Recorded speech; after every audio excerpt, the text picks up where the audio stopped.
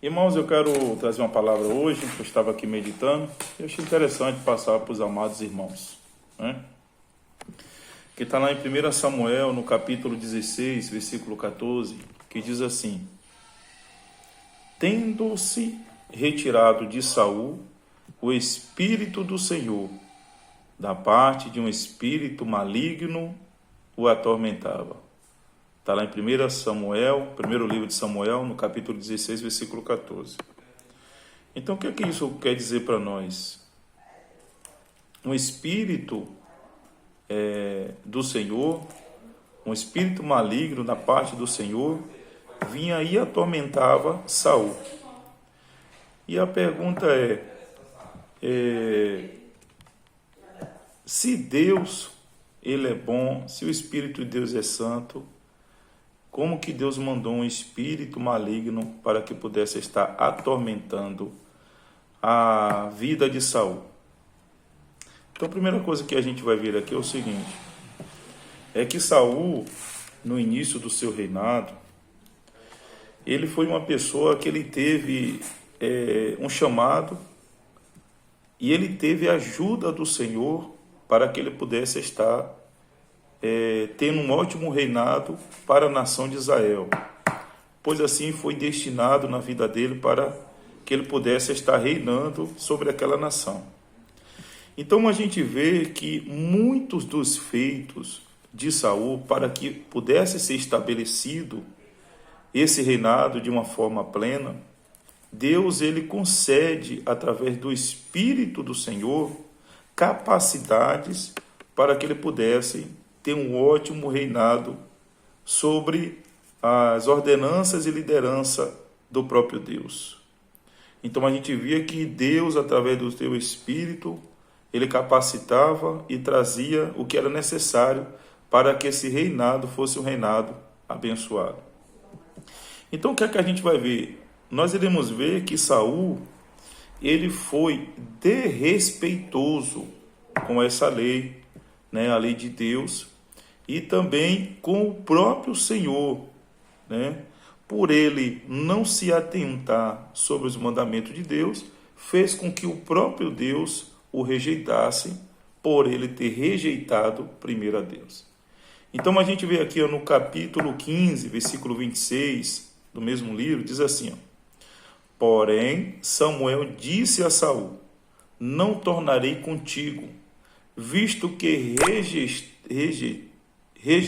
rejeitaste a palavra do Senhor, já ele te rejeitou a ti, para que não sejas rei sobre Israel.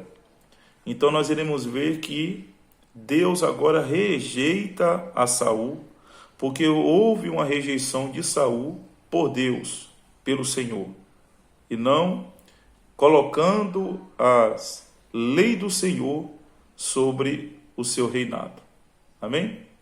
Segunda coisa que a gente vai ver aqui, que é interessante a gente notar, que o impacto dessa saída do Espírito do Senhor sobre a vida de Saul foi algo muito grande. E a gente vê que isso vai ficar muito claro no texto, na sequência do texto que nós acabamos de ler, em 1 Samuel capítulo 16, versículo 14. E o 15 ele vai dizer assim: Então os servos de Saul lhe disseram: Eis que agora um espírito maligno enviado de Deus te atormenta. O que é que nós iremos ver? Então o que é que foi que mudou na vida de Saul quando o Espírito de Deus sai da vida de Saul? Primeira coisa, o seu humor ele muda. Quer dizer, ele agora começa a se tornar uma pessoa iracunda, uma pessoa que tem acessos de raiva muito fácil, né? Então isso fez com que se estabelecesse sobre a sua vida. Vamos ver agora que ele começa a perseguir, uma perseguição, né? Sem precedentes, uma perseguição que ele não parava, não se convertia, não se arrependia, indo atrás de um inocente. E ele pautou anos da sua vida ao ponto de ele desejar fazer o mal a uma pessoa que não fez nenhum mal para ele.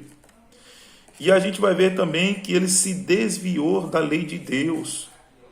Então a gente vê que quando isso se estabelece, né, que o Espírito do Senhor e o Espírito maligno se apodera da vida da pessoa, essa pessoa ela se torna desta forma. Então isso acontece na vida de Saul. Mas a pergunta é, mas por que eles diziam que o espírito maligno era enviado de Deus e não do próprio maligno? A gente vai ver um texto que vai trazer um pouco para nos explicar, que está lá no livro de Amós, no capítulo 3, versículo 6, que diz assim, ó: tocar-se-á a trombeta na cidade, sem que o povo se estremeça? Sucederá algum mal à cidade, sem que o Senhor o tenha feito? Então, para o povo hebreu, Deus ele tem o controle de todas as coisas, e todas as coisas estão dentro desse contexto. Então, ele entendia que as coisas boas e mais estavam na mão de Deus, inclusive o controle do maligno, que ele não poderia fugir do poder de Deus e só iria agir dentro dos limites estabelecidos da permissão de Deus. Então, quando o escritor está escrevendo, ele está trazendo esse contexto hebreu, que o maligno também era Deus que controlava e Deus também estabelecia para que pudesse estar atormentando a Saul. Mas há um texto aqui muito claro que vai dizer em Mateus, no capítulo 12, muito conhecido dos irmãos, versículo 44, que diz assim, ó: quando um espírito imundo sai de um homem, passa por lugares áridos, procurando descanso. Como não encontra, volta e diz: voltarei para a casa de onde saí. Chegando, encontra a casa desocupada, varrida e em ordem, então vai e traz consigo outros 7 espíritos piores do que ele, e entrando passam a viver ali. E o estado final daquele homem torna-se pior do que o primeiro. Assim acontecerá com essa geração perversa. Então a gente vai ver, na verdade, que existe o espírito maligno que é voltado também pelo próprio maligno. E a gente vê que quando esta casa, que não tem o Espírito de Deus sobre a sua vida, ela está adornada, limpa, e alguém com certeza vai entrar. E se não é o Espírito de Deus, o espírito maligno começa a habitar nessa pessoa. E a partir desse momento, o comportamento dessa pessoa, ela muda. E a gente vê quando uma pessoa ela está no mundo, ela não tem mais direção de Deus sobre a sua vida. Então, quando a gente vê na vida de Saul, é que o juízo de Deus, por causa da sua desobediência, está na vida dele. Mas quem está prevalecendo na vida de Saul é o espírito maligno, e não o Espírito de Deus sobre a vida dele. Então essa era a ideia. A ideia, na verdade, que como Deus controla todas as coisas, eles tinham essa ideia que poderia vir do Senhor também. Amém? Que nós possamos estar a cada dia dando lugar, pois nós somos o templo e a morada do Espírito Santo. Que possamos estar a cada dia tendo um bom humor, aceitando as vontades do Senhor, para que esse Espírito Santo ele permaneça em nós. Porque os frutos do Espírito de Deus na vida do homem de Deus é paz, longanimidade, amor, mansidão, domínio próprio. Isso está estabelecido quando o Espírito de Deus está na vida dos seus servos. Amém? Deus abençoe. Um ótimo final de semana.